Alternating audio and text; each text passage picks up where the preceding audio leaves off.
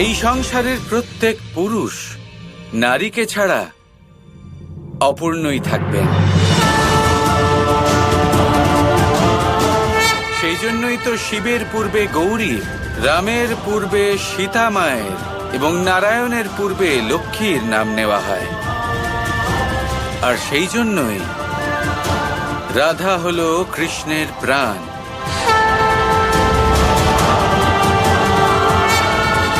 শুধু একটাই কথা বলতে চাইব, যেমন হৃদয়ের কোনো অস্তিত্ব নেই নিঃশ্বাস ছাড়া, ঠিক তেমনি কোনো পুরুষ জীবনে এগোতে পারবেন না কোনো নারীর ভরসা বিশ্বাস ছাড়া।